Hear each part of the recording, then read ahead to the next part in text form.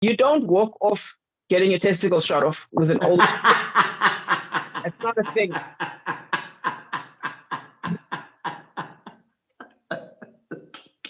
There's no deep. There's no match.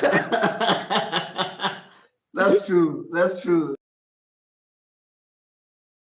Hey everybody, welcome to the African Frame podcast. Thanks for everybody who's been checking out our previous videos. We covered Christopher Nolan's 3 movies, which is the Dark Knight trilogy. I'm not alone, as usual. I have my co-host Rob Siveko. And thanks for checking us out. Thanks for checking out the channel. If you're new to the channel, don't forget to like and subscribe. I'm currently on 104 subscribers, so that's great. Thanks for everybody who subscribed. And please don't forget to comment on any of these videos that we are putting out. So yeah, today we just wanted to talk about one of the best directors that we have right now, and we could also say one of the best directors of all time, Quentin Tarantino. We decided to start with The Hateful Eight. Correct me if I'm wrong, Rob, but I think Tarantino released 9 movies so far. He hasn't released his 10th. Yes. 8 is number 8, and Hollywood is number 9. Yeah. Oh, Once Upon a Time in Hollywood is number 9. Right? Mm-hmm. So we just don't know what he's gonna do next. I mean, Vivica A. Fox suggested that he does a Kill Bill sequel with Zendaya as her daughter. You remember in the first Kill Bill, there was I remember. She killed. Yeah, she was like, look, if you're still raw about it, you can come and search for me. That would be interesting, though. But you know which movie I've always wanted to see? It's just that the people are old. It's I think it's the brothers. You remember this guy's name? Who was the character in Pulp Fiction? Samuel L. Jackson's partner. Jules. Yeah, what's his real name? The actor?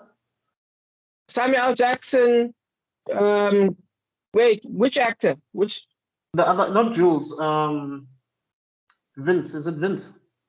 Oh, you mean the main gangster? No, not Ving Rhames. I'm talking about the guy was killed by Bruce Willis. John Travolta. John Travolta. Dude, that name has disappeared from my brain for the past 24 hours. Like that's so shocking that I almost didn't understand. I was like, well, he can't mean John Travolta. There's no way he doesn't know who John Travolta's name is. Like it didn't compute. Yeah. I'm like, who else is he talking about? Who's this other person? It's actually Tarantino wanted to do a movie with John Travolta and Michael Madsen because they're brothers, even though they appear in 2 different films. Because the other one appears in Reservoir Dogs, and then the other one appears in Pulp Fiction. But they're actually brothers, right? Canonically speaking. So he wanted to do what did he call them? I forgot their surnames. What was Vince's name in the movie? I can't remember, dude. That's too deep even for me. But whatever, that's the movie that I really wanted to watch. It's just that now the people are old, and I don't think Travolta is interested in doing that anymore. No, I think John Travolta still has the energy to do it. Madsen never has energy. I mean, that man looks tired in every movie. That's just his acting style at this point. So he'd be fine. He just rolls it. The thing I think would you consider him an A-list now? I mean, is he still an A-list actor? I think he's a B-list actor in A-list movies. Have you seen him in Uwe Boll's movies? In what? He'll be stabbed to death and this man looks sleepy. Like, like this man is here for a check. Dude, he did this Batman fan film thing. I think it was last year, 2 years ago, and I was like, wow, he's even doing these now?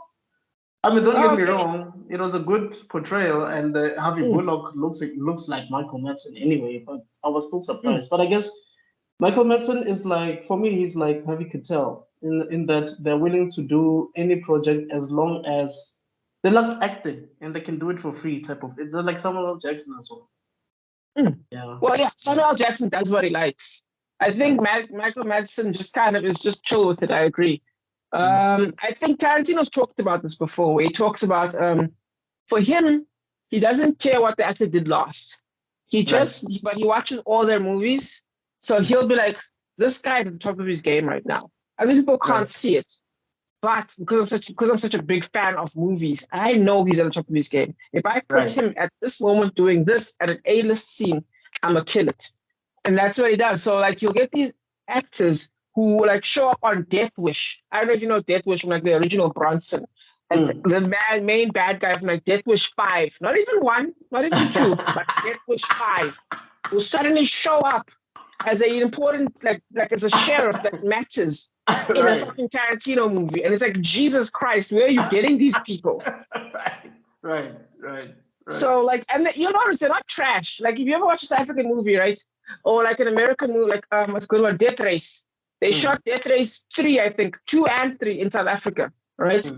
And you'll see like a South African actor, and they are trash. It is just like he's over there, and you're like, that did not require that from you. Why do you look like you are shocked to be here? Right. Like did they just put a camera in front of you and say, read these lines? Like, so I like the idea that this man will catch someone who will be in a Death Wish 3 type movie, see that, no, he's killing it, and then chuck him into an A-list movie, and then it works. Do you think it's a South African actor's fault, though? Because I've watched a few interviews where South African actors would say 2 things. One, they would say the American director will tell the South African actor that he doesn't sound African enough. And and 2, I think, I could be wrong on this one, I think that they are in awe because they are with, Hollywood stars. So maybe they fumble. It's like if Bafana were playing Brazil. Obviously they're gonna be nervous. You know what I mean? I hear what you're saying. I'm assuming. But it would be more like the under-17s play against Brazil at the World Cup final with 70,000 fans. Then I could understand you being shocked. But if it's your job, I don't know what I mean. Like it's your job. It's the specific reason you're there. I have limited sympathy. I don't know if you understand what I'm saying. I get you, and I guess that's why people like John Carney, Yosolomake, Sumisho Masha. It doesn't matter where they are, whether they're in London, Switzerland, China, Japan, America. They still bring it because they're perpetually on their game. The world is their stage, not South Africa, but the entire world. So they bring their A game regardless. Yes, I could rant about African actors and effort, especially when it comes to like beginners. Like for me, I'm obviously like I'm broke, I have no money, so I'm running on like beginning. So I have to like try and deal with anyone who's like trying to start up basically. Right. And you'll notice the effort levels are very interesting.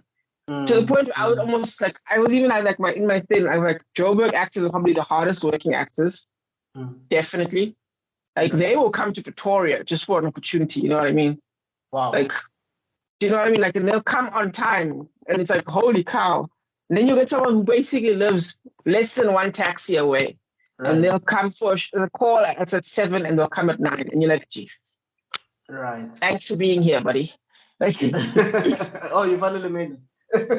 Yeah, and what's so funny about acting, South African, I feel like we're taking a turn, but I feel like this is important because it's called African frame. Yeah, right. Is I do feel there's not necessarily a work ethic. That's not the right term. I think there's a neglect of how hard acting actually is, if that makes any sense. Yes. Because in America, right? Like you watch interviews and you watch things and you realize something. When someone says come for rehearsals, right? They don't mean come and learn your lines. Right. What they mean is you've already learned your lines. You've done everything required. Yes. Right. What we're here to do is to make sure the rhythm is fine. I'm just here to turn your elbow a little bit to the left, turn your thing a little bit to the right. That part is done. Right. There's no way in hell you get to the day of shooting, right? Or you get close to the day of shooting and you don't know anything. At that point, you're fired, if you know what I mean. Unless you are a Marlon Brando, for instance. I mean, I hear that it got to a point where even Robert Downey apparently, I don't know if it's true, Mhm. where they would wear an earpiece and the script would be would be told to Okay. them in their ear. Yeah. Johnny Depp, definitely. They say during Pirates of the Caribbean, the last one, Right. because he was with his divorce and he was so out of it. The stories there are funny. They say that there was a assistant in the bushes outside his house, and if he woke up that day, okay, we're shooting. Wow. And in his big puffy hair, there'd be an earpiece. Bruce Willis, the same thing. But to be fair, that man was dying in his last few movies. He was literally dying at that point, trying to shoot as many movies as he could. Yeah. But apparently they would only shoot one side of his face, basically because the other side of his face would have an earpiece in it. My goodness. You know what I mean? So those things. But don't forget, Marlon Brando is Marlon Brando. Yes. You know now? Now, Marlon Brando was a problem for the studios to the point where they didn't want him in The Godfather. And Apocalypse Now, no rehearsals. This man showed up for his part of Apocalypse Now. Yes. Freestyled like a rapper, basically. For about 17 minutes straight, according to the documentary. Right. And then he was out. Screw you and your movie, Coppola. I'll see you, buddy. And then, yeah. That was the performance. That's the performance. And if you've watched Apocalypse Now, that final scene, dude. Oh my God, man, intense. Man knows how to act. But yeah, but you see, that's what I'm saying. Unless if you are on that level, you can't pull those stunts while you're still studying art. Yeah, but right now we're all you're not at that level. You're not like, I remember there was one guy. He was like, "I'm the next Kanye West," and I'm like, "Okay, but you're not now, so you can't act like Kanye West." Yes. Succeed first. Right. With millions, then you can act like Kanye West. Not yet. Right. And people like that. And because in our industry, like with me and Drew right now, if we had anything less but perfectly goodwill, this wouldn't be happening. Yes. If you and someone else had anything like you and your other podcast people, right. If you 100% friends, like if there was any level of like, oh, I'm doing him a favor, as opposed to helping each other, yes, it would start immediately. Right. So we're like, okay, I don't want to use anything too crass because thanks to the whole casting couch thing, which goes too far. You have to kind of like rub each other's shoulders. There we go. There's a not gross way of saying it. Right. You have to rub each other's shoulders, and then I help you, you help me. If I help you too many times without giving anything back, then I'm gonna stop helping you. If you help me without giving it back, then there's a back and forth. And then obviously if you're doing well enough to like make a decent amount of money for yourself, and then you have extra, then why not hire me? Do you know what I mean? Yes. I'm going to be in your mind as someone to know.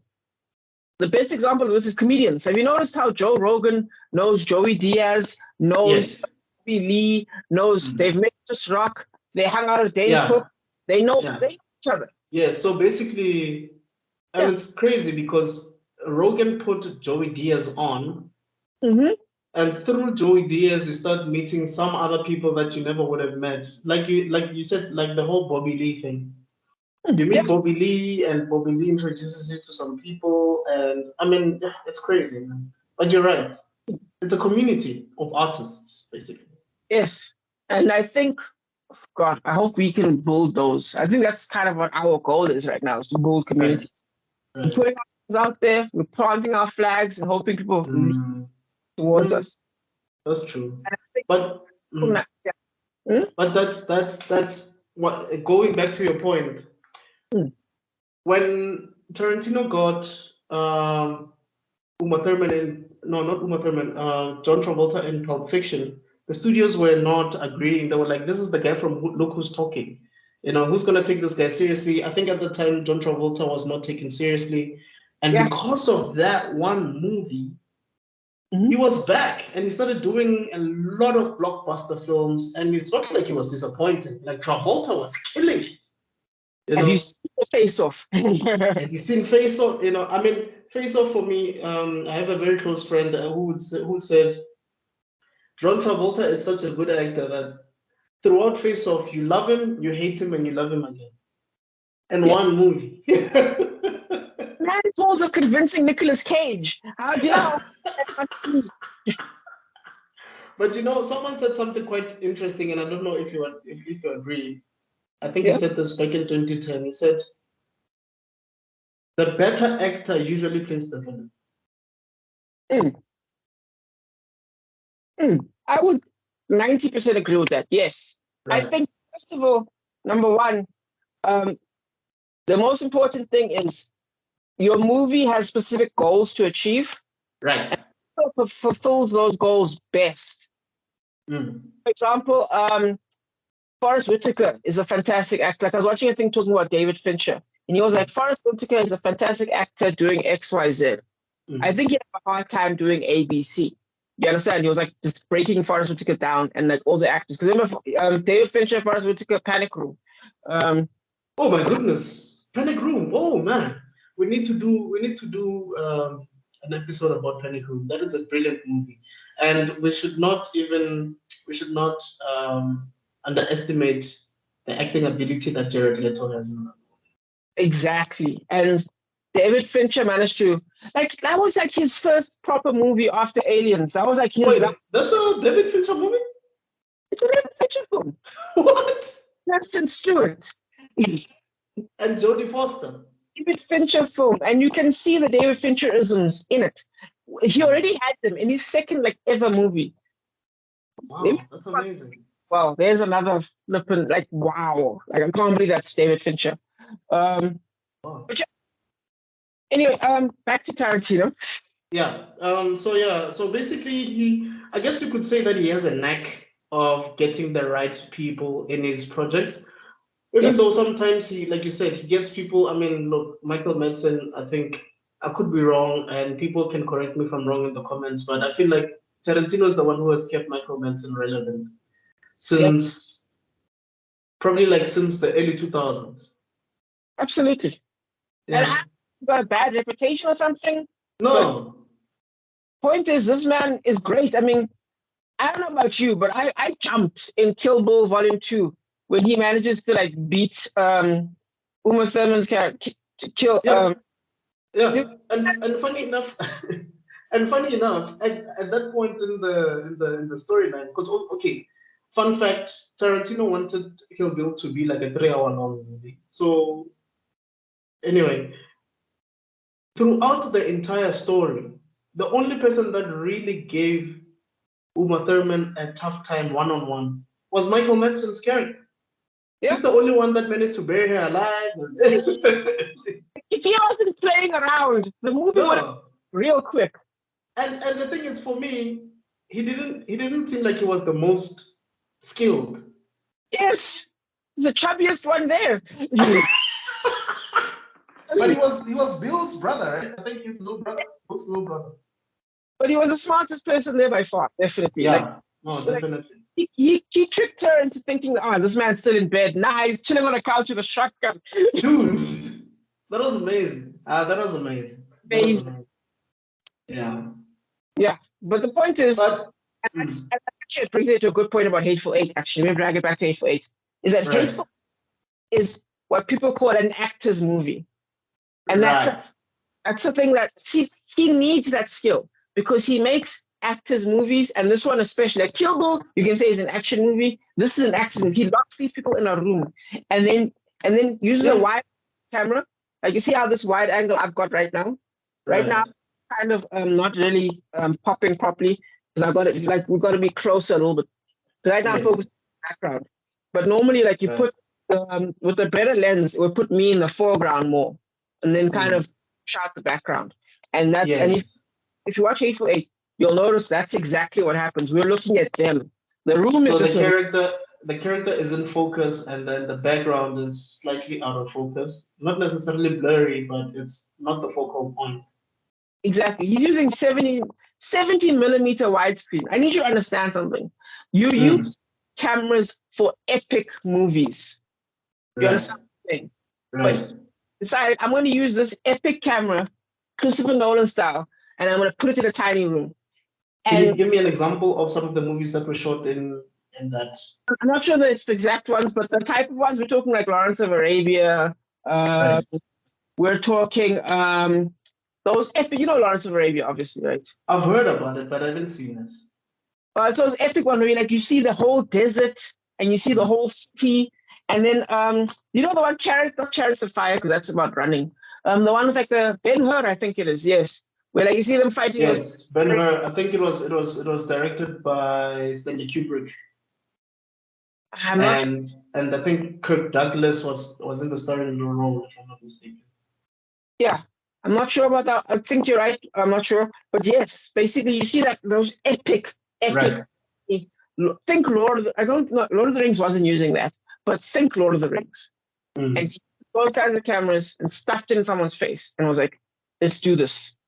And there's obviously a reason for that, because the more times you watch the movie, the more clues you kind of see as to the whole thing. Yes. This is so nice. It's like, imagine that Tarantino did a whodunit detective story. And we all. And it feels like a stage play, to be honest with you. Because for the most part, of course, the first act, you could say that they're not in the room because everybody's still going to the rendezvous point. Yes. From the second and third act, everything happens in the room. And for me, it feels like a stage play.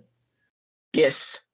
And actually, that's actually, we need to get to that, because there's something I want to talk about, the writing as well. It's something I actually did a TikTok video about it. It's called using flair in your writing. It's something I actually discussed it using The Witcher as an example.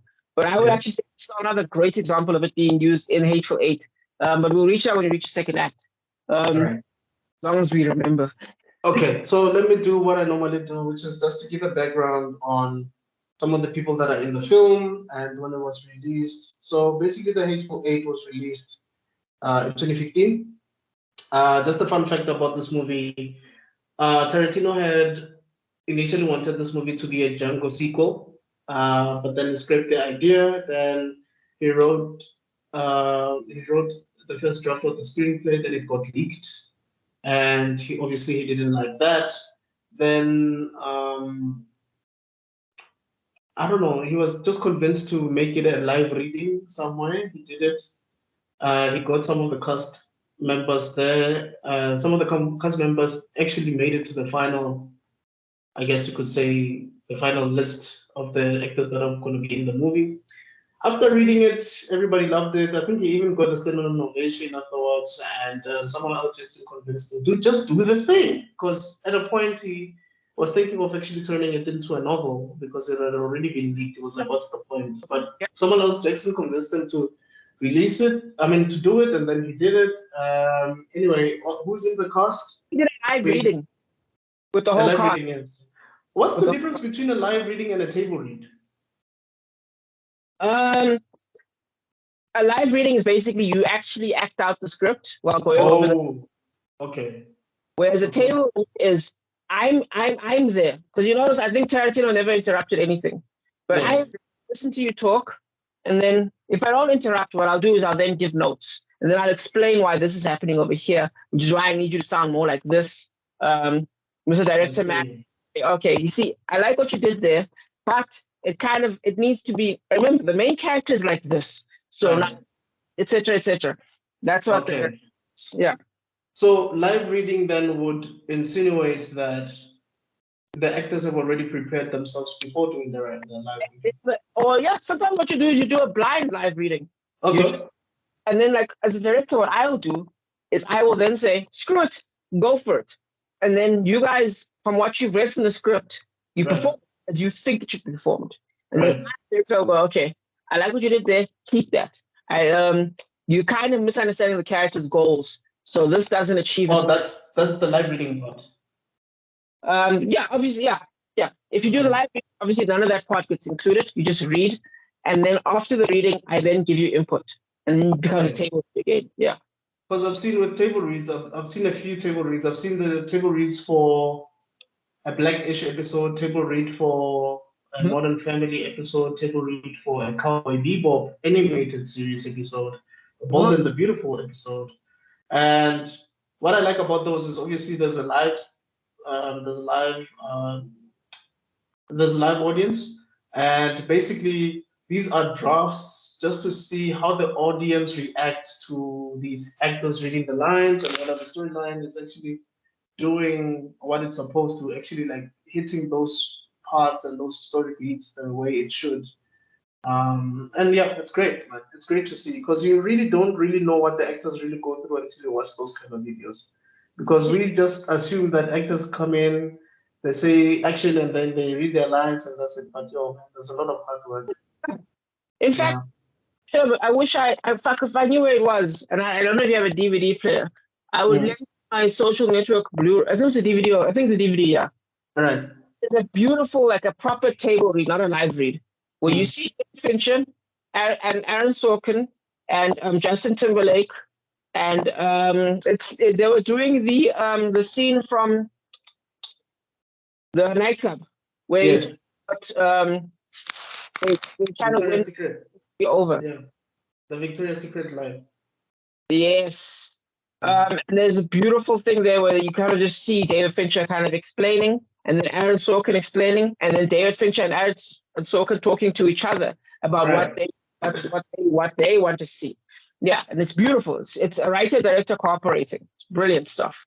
You know, speaking of that, before we go back to Hateful Eight quickly, I think David Fincher said, either David Fincher said it or Aaron Sorkin said it. No, David Fincher said it. He said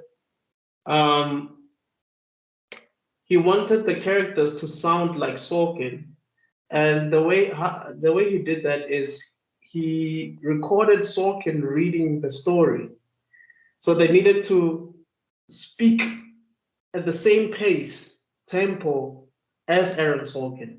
And it makes sense. That's why that whole movie with Marcus speaking, he sounds a bit fast. He speaks a bit faster than everybody else, in a way, you know. Yeah, Sorkin says it himself that his stuff is inherently musical. There's a rhythm. Yes, yes, yes. I try the same thing, and it's difficult though because like sometimes, first of all, you don't have any money, so you can't really have proper rehearsals for a long time with people. So you gotta make it work with the little time you got, and then you just gotta try and hammer out a rhythm with them. Because the sooner the rhythm breaks, same thing with Jackie Chan movies, where there's like the action has a rhythm.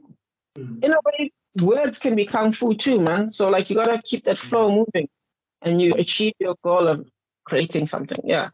True story. Yeah, so going back to Hateful Eight, it's not Samuel L. Jackson. I think they worked together for a while. I mean, they did Jackie Brown together. They did, well, Kill Bill 2. He was in Kill Bill 2, even though it was a small role. He was in Django Unchained. He was in Pulp Fiction. What else was he? Am I missing one? Jackie Brown. Yeah, I started with that one. Oh, you started that one. Yeah, so I think that's about it. And then you have Kurt Russell. I think you worked with Kurt Russell in a movie which probably didn't get a lot of. It didn't get great reception. I think it was the one with, is it Death Race or Death Proof or something like that? Yeah, Death Proof. Yeah, Death Proof. Rodriguez, yes, their combo.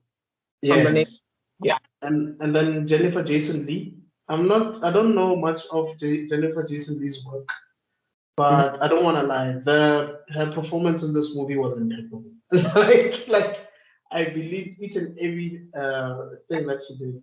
First, you're on her side a little bit, especially when it breaks her nose. Yes. Just smack and a half, just pow, and you're like, Jesus. You feel sorry for her. But then, I think by the third act, you start understanding why Kurt Russell was treating it the way he was. Yeah, absolutely. And then you have Tim Roth. Tim Roth was in Pulp Fiction. He was also in Reservoir Dogs. Is there any other movie that he did with Tarantino apart from those two? Those two. It was just those two, no? This was the third one. Okay. Yeah. Obviously, Michael Madsen, we spoke about him. He was in Reservoir Dogs, and he was in Kill Bill Volume 1 and 2. Yeah, I think. Two, yeah. Yeah, I mean, some of them I don't know. Walton Goggins sounds familiar, but I'm not familiar with this one. Yeah, I'm not sure. Walter Goggins, I know this guy. It's this guy, the cowboy guy. Do you see him here? Can you see my screen? Sorry? Can you see my screen? No. Oh, you can't? I thought you could. I know, I just figured it's fine. Oh, okay. Yeah, so basically he's the one, he was in Ant-Man 2. I think there was a villain in Ant-Man 2 or something. But yeah, that's the cast. Can you hear me? Yeah, I can hear you. Did you block your screen? And now you got me worried. Can you see yourself? I can see myself. I can see you. Okay. As long as it's Yeah. recording on the side, I guess. Yeah, no, it's recording. Don't worry. All right. Oof. Scared the crap out of me. Sorry. No problem. But yeah, I agree with you. Yeah. Yeah, so basically this scene starts, it's very snowy. I'm assuming it's probably in December. The time period, I think it's still during the Post. American Civil War. Post, no? Yeah. And basically the scene opens with Kurt Russell and Jennifer Jason Leigh. So basically, Kurt Russell is a bounty hunter, I believe, and he captured Jennifer Jason Leigh's character. Jennifer Jason Leigh is basically a thief or a criminal, one of the bounties that. Yes. We know she's a bounty, yes. Yes. So she's part of a family that is basically infamous, notorious. And so basically, they're looking for the rest of the family members. Kurt Russell is basically looking for the rest of the family members and using Jennifer Jason Leigh's character as bait, if I'm not mistaken. And they have basically someone who's riding the horses. And as they keep going, they meet up with Samuel L. Jackson's character, who plays does he play a sheriff? No, he's not a sheriff. What is he again? He's a bounty hunter as well. They're both bounty hunters. Oh, yes. And so basically, he sees that, Kurt Russell, because they basically identify each other. Oh, you are this person, I'm this person. Yeah. And the reason so I've captured this person and all of that. And he basically gives them a ride, right? Oh, he wanted to get a ride. He wants a ride, yes. Yes, because his died or something like that. His horse got injured, so now he's stuck with his bounty, and he needs to get his bounty to the nearest sheriff's office. Yes. Who's the one whose horse died? Was it Kurt Russell or was it Samuel L. Jackson? Samuel Jackson. Remember, Kurt Russell's car is fine. He's in good shape. Yes. Yeah. So basically, he gives him a lift, right? Takes his gun, gives him a lift. It's kind of suspicious of each other they are. Well, I'd rather Kurt Russell is incredibly suspicious. Samuel Jackson is kind of chilled, but he doesn't mind giving up his guns. Right. Know each other. Yeah. So just to give people a background about this movie, there's no real main character, as in there's no real villain. You could say it's like a Suicide Squad type of situation where they're all the same. Like there's no one who's morally better than the other. Yes, I would say yes. I wouldn't say there's no protagonist, but there's definitely no real villain. That's why it's a hateful eight. Yes. I mean, set that up straight with that smack to the face. Definitely. I guess you would say all 8 are main characters, but obviously there's gonna be a main protagonist. Obviously, there has to be a main character. Which is another interesting fact. I like how they do this. It's very interesting. Yeah, let's keep. Yeah. Okay. So basically they need to go to you could say like a motel of sorts where catching up to. Yes, they can just get dressed for the night and then obviously they will go on their merry way. But the thing about that place is that's where a lot of. You're missing something. Okay. After Samuel Jackson, before they reach the place, they get chased by the blizzard. They meet the actual sheriff of the next town. Yes. Yeah. What was he? He's the future sheriff. He's been appointed as sheriff for that town. Right. So he hasn't been there before, and now he's stuck, and there's a blizzard coming. So they also take him along. Exactly. Right. And it turns out there's a history there. because it turns out that sheriff knows Samuel L. Jackson's character. Right. Interesting, eh? Interesting. Yeah, so eventually they get to the rendezvous point, and this is a place where you could say a lot of other bounty hunters would stop if they need, to get somewhere. They'll stop for the night. But yeah, this particular day was really bad. Like the blizzard was horrible, and obviously you needed to keep the doors wide shut. You can help me here. I think I'm losing my train of thought.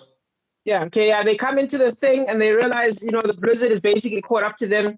So there's chaos. They like close the door. You have to use a hammer and a nail. Yes. It's just not able to close. And I like that small detail because it keeps coming up. It keeps coming up. It's very clever. Yeah. We're part of the mystery. Right. So they get in there. Who did they find in there? They find Tim Roth's character, Michael Madison's character, the El Chapo, the Mexican, Yes. and I think that's it. Madison, Tim Roth, Mexican, and then the old man, the old general. Right. So they get in there. Obviously, they are aware that these people are also bounty hunters. They are made aware. We, as the audience, when we see them, we're like, okay, pardon? Not all bounty hunters. Remember the British guy said he was a hangman? Yes. Kurt Russell's character smells something fishy when they all explain themselves, and then he takes all their guns. Right. Could we say that for the first, for the first two acts, you could say that Kurt Russell was the central character, because most of the time we're looking at things from his perspective. Absolutely. Because we don't trust the people he doesn't trust. Exactly. He is our Lord Stark. Yes, that's the best example. He's our POV character because through him we get introduced to everybody else. Yes. Yeah. And in a way, he's like I won't say he's the most honorable guy, but yeah, he's our POV. Yes. Vicious. He's tough. Stubborn. He's stubborn. Yes. Not willing to listen to anyone. Definitely. Yeah. Because I think he handcuffed Jennifer Jason Leigh's character and was not willing to let her go, no matter what she said, no matter how convincing she was. If she needed to go to the loo, he was going with her. He didn't care. And he was treating her so unkindly because, honestly speaking, at that point, he has been doing this for a very long time. He was in the game for a very long time. He even has white hair, I guess you could say, because he's been at this game for a very long time. So he doesn't trust any of the people that he captures. You could say that he probably got his fingers burnt in the past. Yes. That's why he's behaving the way he is. Also, remember, they actually kind of set it up nicely because they call him the hangman. Because as Samuel Jackson says, and remember, Samuel Jackson shows up with 3 corpses. Remember, as opposed to him who shows up with a person titan. Because in the old days of the bounties, it was easy just to shoot a person in the back and then take their face to the thingamajiggy. All right, cool, get your money. Whereas the hangman makes sure you hang. He doesn't want any middle ground. He wants it to be thingamajiggy. And they even have a fight about it, where he's like, where Samuel Jackson's character is like, it's not supposed to be that hard. And then he's like, yeah, well, it's not supposed to be that easy either. Right. Yeah. Right. It's a kind of a clashing of ideas there. Oh, Kurt Russell was a hangman? Is that what you mean? Yeah. They call him the hangman because he doesn't kill you. Most bounty hunters, even in Django, remember, they just straight up shot that guy. Yeah. Yeah. That's quite interesting. Yeah, same principle applies to if you ever watch Unforgiven with Clint Eastwood, he was a bounty hunter, shot first, questions later. Right. Yeah. The main aim is to get the job done. Yes. Right. So obviously so basically what happens from here onwards is we get a bit of everybody's backstory. We're not really sure if the backstories are true or not, but one thing that's clear is every backstory that is explored does add something to the story overall, and how the characters in the room behave once they know the certain information about the character in question or whoever was saying something. Yeah. So I don't know who we should start with to explore some of these stories. Okay, well, number one, spoiler alert, it turns out everyone's lying. Well, first of all, number one, they set up something that say, okay, something's rotten in Denver. Someone here is lying. Someone here is on the wrong side. Right. And let us know who it is. Right. And as we go over everyone, we find out they start hanging out together. Michael Madison's character is quiet. The general, when we find out who the general is, Samuel Jackson is pissed because everyone here was kind of involved in the Civil War, and that general has a brutal past where it turns out there was kind of a similar blizzard to the one now, and he left a bunch of black people, a bunch of prisoners of war, to freeze to death. Yes. Instead of helping out. And Samuel Jackson knows this, and he is pissed, and he wants to shoot him straight. Yeah.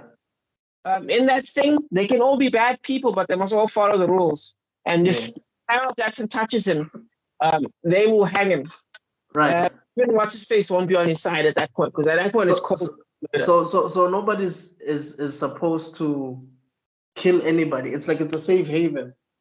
Yeah. It's also the law. I mean, you can't just murder someone in cold blood. I mean, even like bounties, they're bounties. Have it done. And I think it was the soon-to-be sheriff who was making sure that Samuel L. Jackson's character does not touch this person. Because it was like, hey, do you know who this is? Do you know who this man is? Show some respect. You know, this man saved us, he's a hero, and whatever. And even though this guy is making a case for him, this old man keeps yapping. He keeps yapping and infuriating Samuel L. Jackson's character even more. Absolutely. And even sorry, please continue. No, I was going to hear what you're going to say. I just said that I just wanted to say that I loved the old man, but I also hated him. I hated what he did. Yes. But I also loved his acting, man. That man, because it's like he's too old now for you to do anything that's really gonna be satisfactory. Yeah. And at the same time, you cannot deny some of the heroic acts that he has done over the years. So it's sort of like a dilemma, you could say. He was for the South, so I mean, he worked for the South. So he was the bad guy for the Northerners. Samuel Jackson's the North. The sheriff and that old man are the South. Right. And then you find out that Samuel Jackson did terrible things. You find out a little bit earlier that Samuel Jackson did some brutal things as well.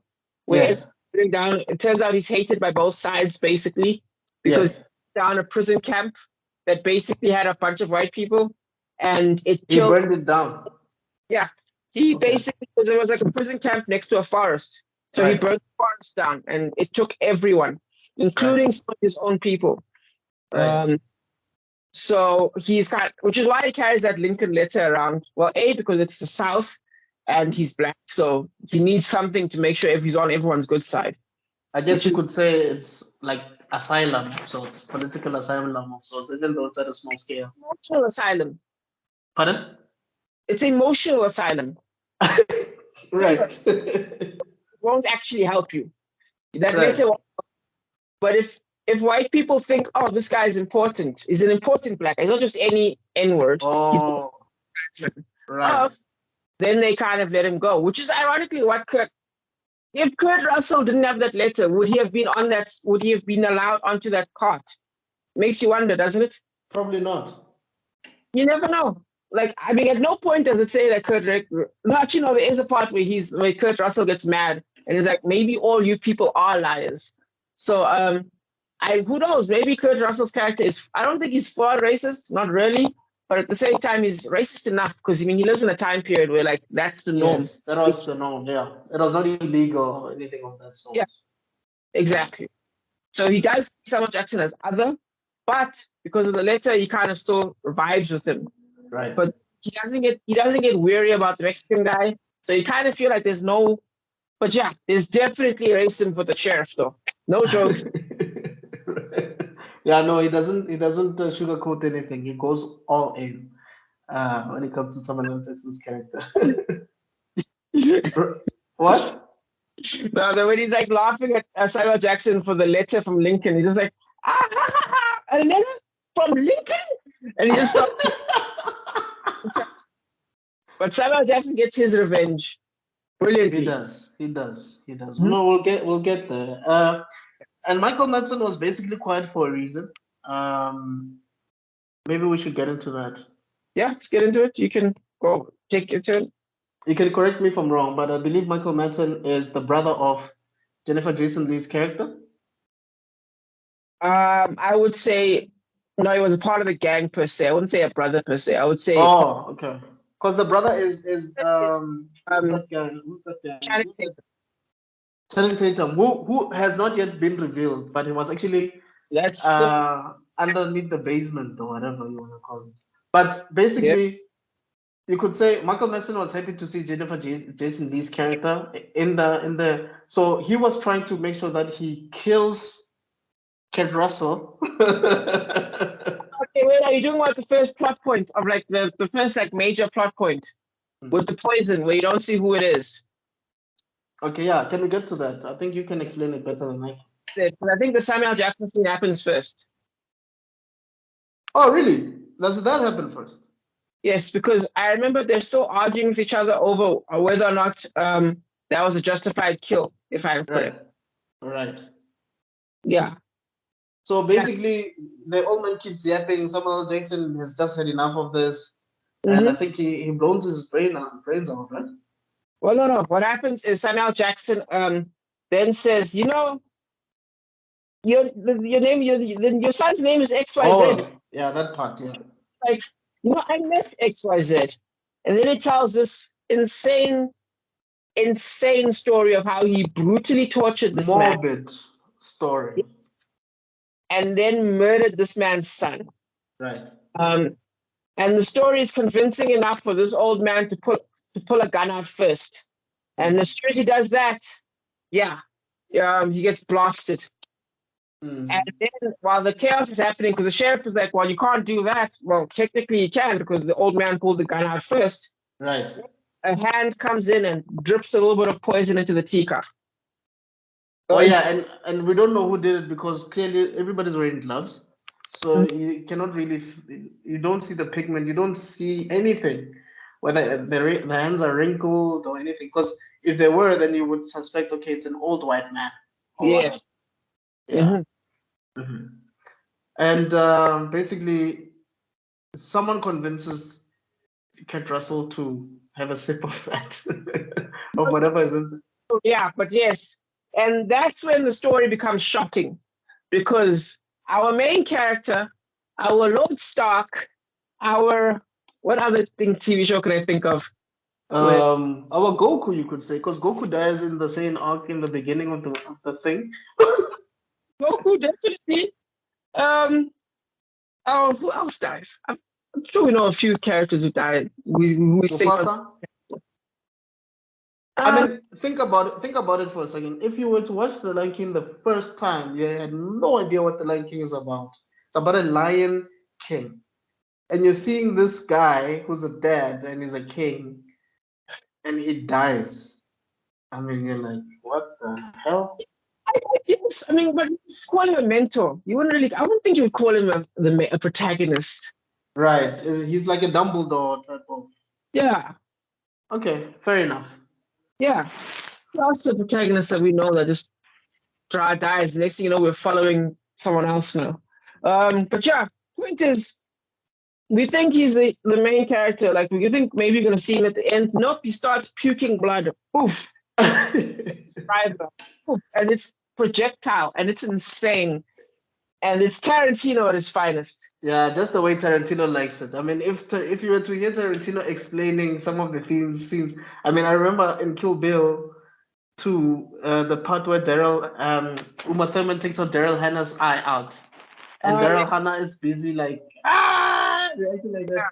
If you hear Tarantino explaining that scene, he's laughing, man. He's in stitches as he explains. And to you, it's like, this is a dark scene, dude. Like, yeah. But Tarantino likes such things. So that's his stuff. Yep. It's his thing.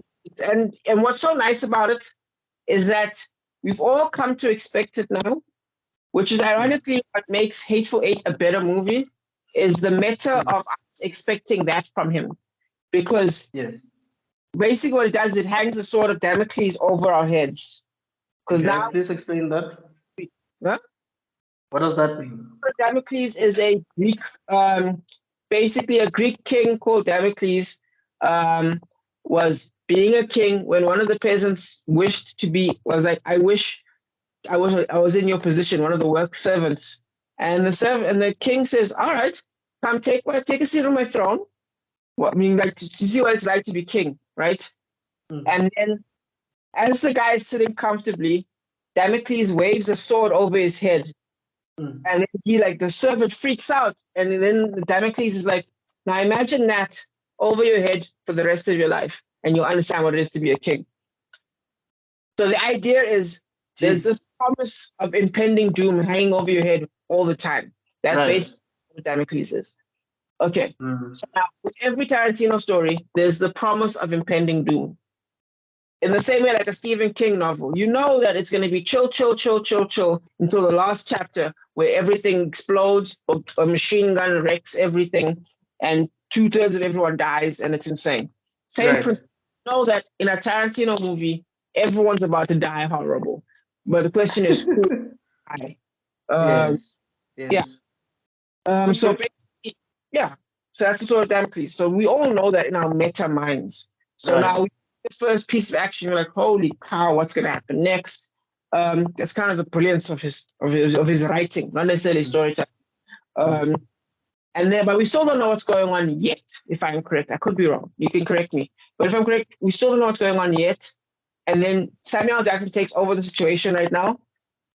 And that's when he starts to tell the story of Minnie. Again, correct me if I'm wrong. And this is where you kind of see that Samuel Jackson, he had an interview once where he talked about, people always try to accuse Tarantino of being racist. But meanwhile, in every single story that Samuel Jackson has been in, he's always been the smartest person in the room. The black guy has always been the smartest person. Even if it was Samuel Jackson's character that realized there's something going on here. Right. It was his character. In Jackie Brown, when he's like the bad guy, he's the one who manipulates all the people. You know what I mean? All the pieces. Right. He's the smartest person there. Right. So and in this one, he kind of puts a lot together, where he realizes, he tells that beautiful story where he's like, thingamajiggy, every stew has a taste to it. And he's like, you said thingamajiggy left 3 weeks ago. I'm tasting this stew that was made today, and this is Minnie's stew. So how can it be gone 3 weeks ago when this is definitely her stew? You can't make her stew. It's impossible. Then he says, she put a Mexican in charge. There used to be a sign up on Minnie's door. Dude, it's so deep. Okay, wait. Just to explain who Minnie is, I think Minnie is the owner of this. Yes, just if someone is getting confused. Yes, Minnie is the owner of the establishment. And they said earlier that Minnie is gone. She went on holiday. This guy is looking over the winter period. Then she come back. Who's the guy? Michael Madsen's character. The Mexican. He's in charge until the summer's over. The Mexican. Okay. Yes, and he goes to see family. Cool. Right. Then he says there used to be a sign that said no dogs and no Mexicans. And then they took the sign down because eventually she started letting dogs in.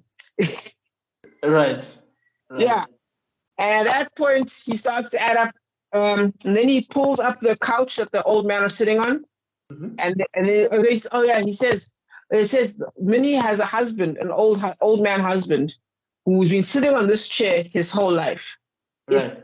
If this husband were to leave this establishment, the chair would have to come with him, and yet the chair's still there.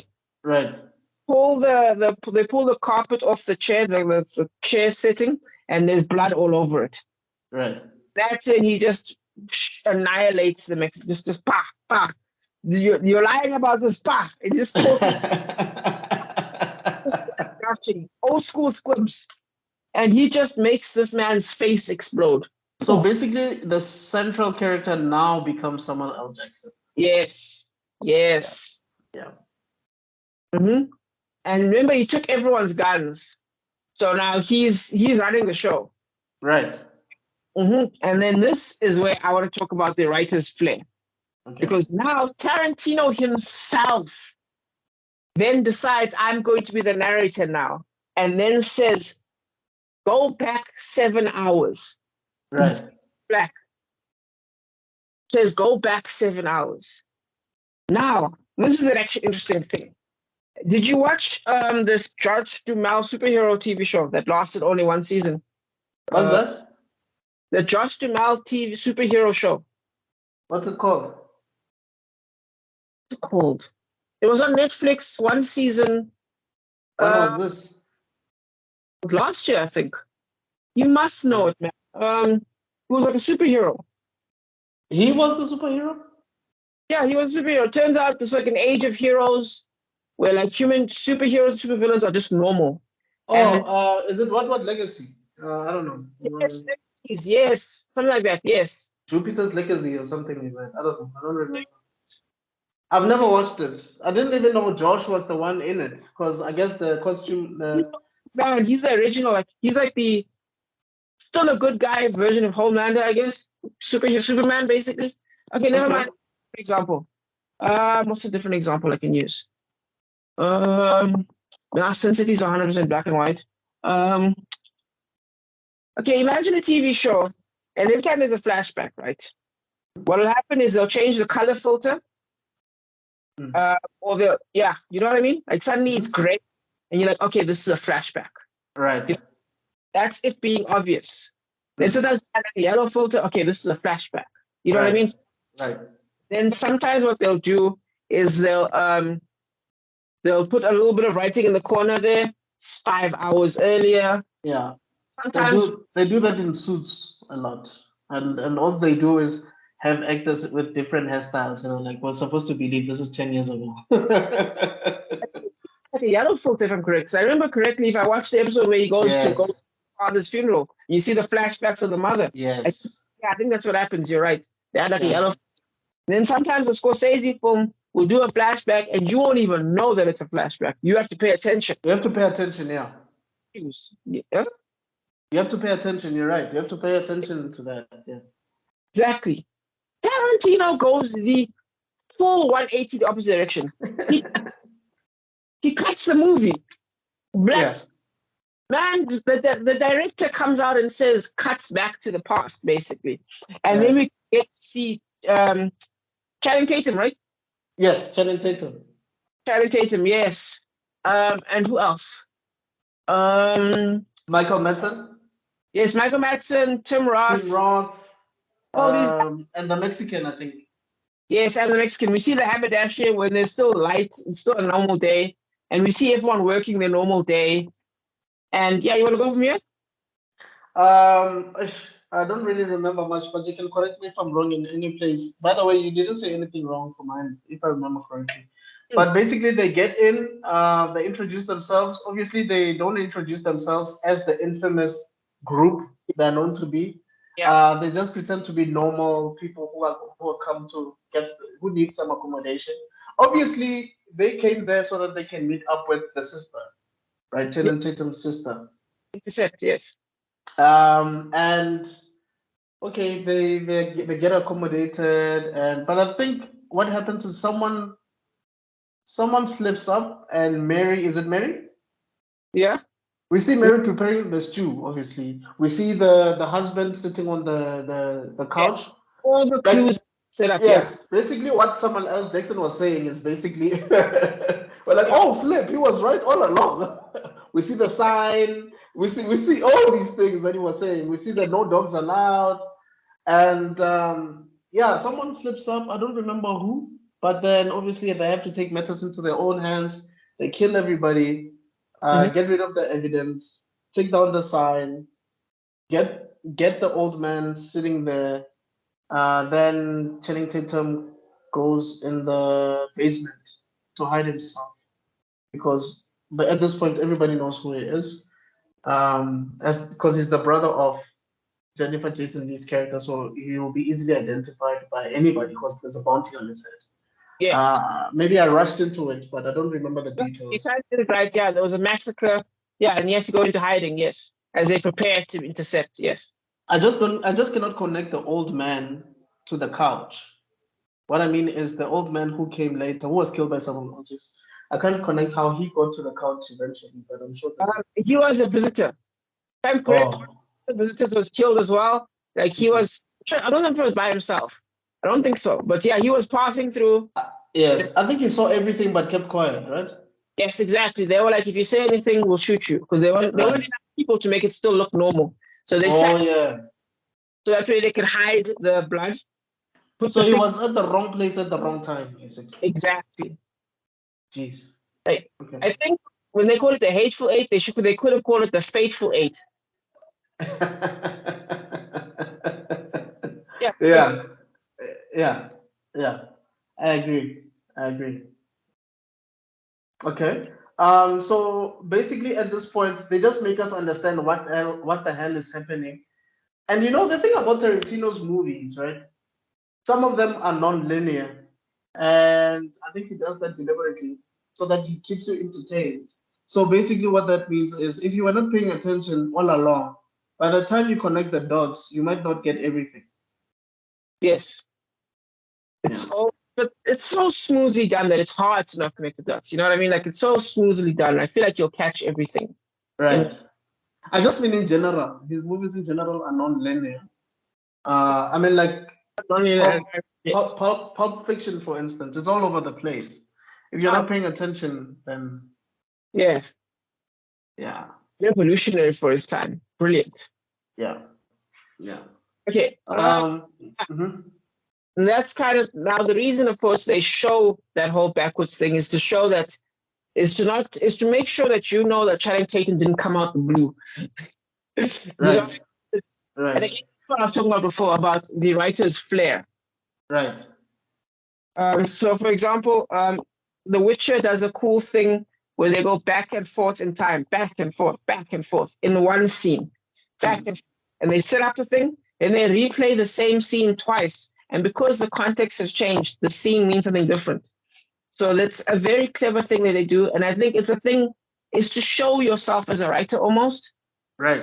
Show yourself as like, for example, like a Scorsese one, where like in Godfellas, where they go from the car to the nightclub, well, to the whatever those jazz clubs or whatever, to the front seat. It's all that in one shot. Children of Men, beautiful ones. It's a thing that achieves a specific goal, but also kind of struts your stuff. You know, it's peacocking. You know what I mean? Children of Men does it so well, man. I remember the scene where that lady's giving birth, like how it's all interconnected at that one moment, and everything is just chaotic at the same time. That was amazing. Brilliant. Exactly. So yeah. So yeah, same principle here. The idea is, as a writer, I think we all need to be careful of ourselves. Watch your ego as a writer. You know what I mean? Okay. Always check your ego. Always be humble. But I do think you do need to sometimes just structure stuff every now and then as a writer. Right. In your edit, if it's good, it'll stay there. If it's not good, it will go. So don't be too arrogant about it. If you feel like it didn't work after like a few more edits, then get rid of it. If you feel it didn't work, then you'll be proud of yourself. Always go for the best. Go for the best. And funny enough, Marvel is doing the opposite, because if you see some of the deleted scenes that they have done in some of their movies on YouTube, you're like, why did they take this scene out? it makes no sense to take out this particular scene in this particular movie because it would have made the movie so much better. But that's a story for another day. Exactly. Then you're like, I'm sure it was a producer because there's no way. Speaking of that, I read somewhere this I think yesterday or the day before where it is said that the biker scene in the first Terminator movie, I think, the producer wanted that part cut out, and he spoke to Arnold Schwarzenegger to say, please talk to James Cameron and ask him to take this movie out. And Arnold was like, only a producer would say that I should take out something like that. So obviously that didn't happen. And we have the iconic bike scene. Yes, with the amazing magical shotgun that just yes. no one else has ever used. Yeah. That's exactly it. So I feel like that's something that's a Tarantino out here, but it's his 8th movie. He's allowed to get away with it. You know what I mean? Right. And it achieves multiple goals, setting up the history, setting up how clever Samuel Jackson is, and also setting up, hey, by the way, there's a guy underneath Samuel Jackson's legs right now. It's basically the bomb under the gun, but instead of a bomb, it's actually there's a human or a criminal under Samuel Jackson's feet. Right. Exactly. Sorry, the bomb under the table. Yes. Yeah.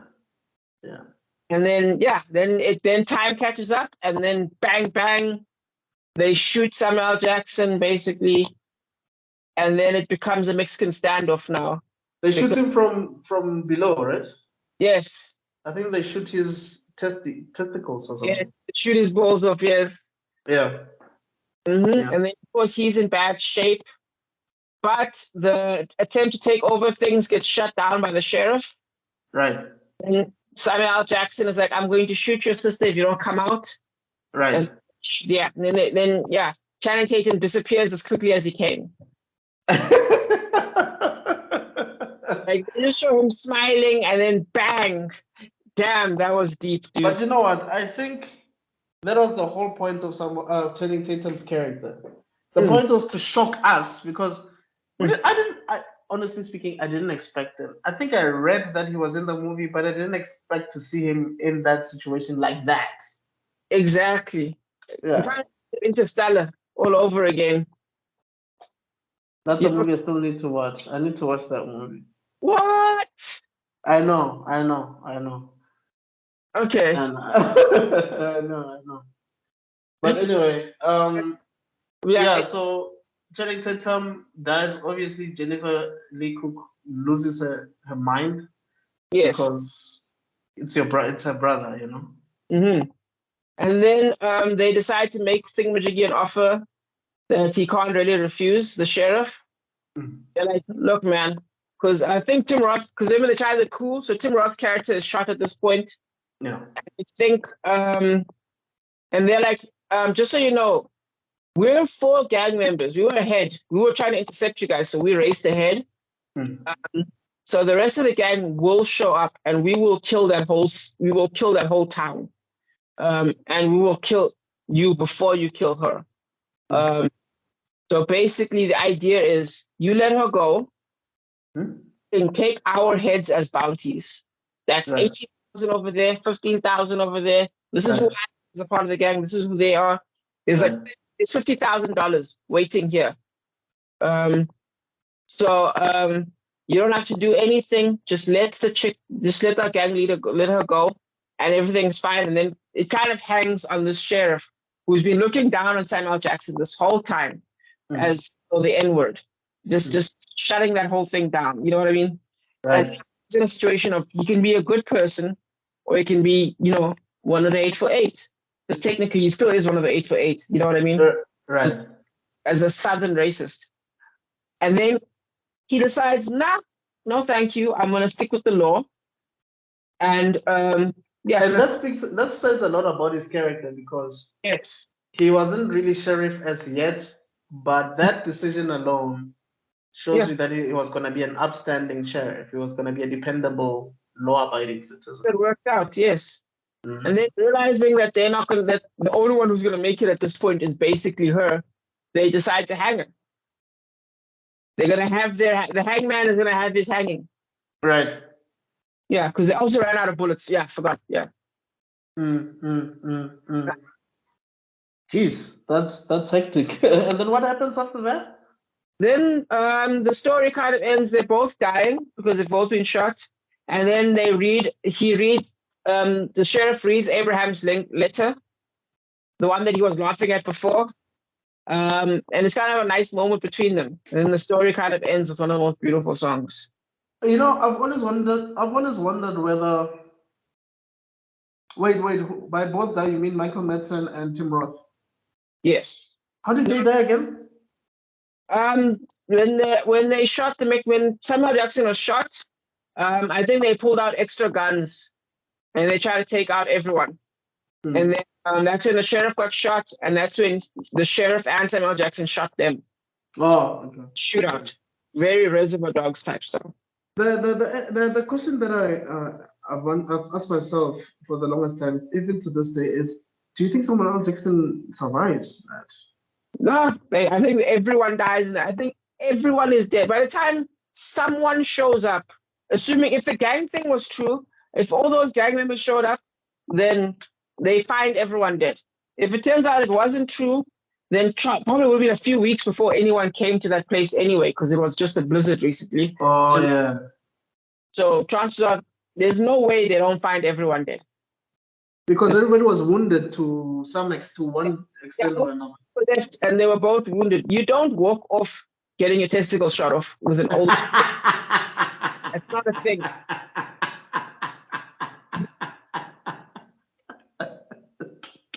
There's no deep. There's no match. That's true. That's very true. I guess I forgot that small detail that okay, there's a blizzard and it's pretty hard to come by, and even if anybody came in to get medical assistance, it would take weeks, days, so nobody's gonna make it. Nobody's gonna address that wound. In those days was a saw. What's that? A medical assistant in those days was a saw. They just cut off whatever part. Yeah, exactly. Exactly. Yeah. There were no injections that help you and no. Antibiotics. So, who's the best character in your opinion, and who's the worst character in your opinion? I would say the sheriff would be the best character. He stole everyone's hearts, even though he was a racist. So much fun. Interesting. Sorry, please repeat that. I said he was so much fun and so interesting. Sorry. Yeah. Yeah, I think he kept everyone's attention. That's true. And then the worst?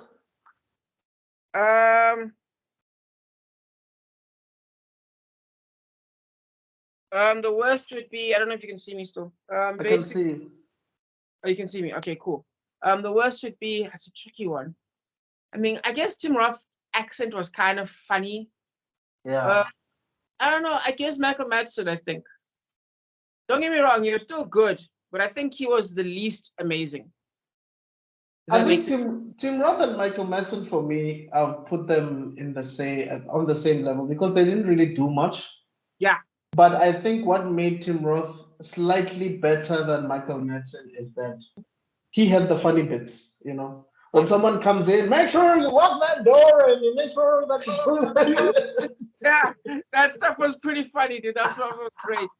Yeah. And him doing that gave you sort of, I guess you felt a bit more safe that he's around and he made you laugh. You feel like maybe he's not that bad. Only to find out that he's actually one of the most horrible ones. So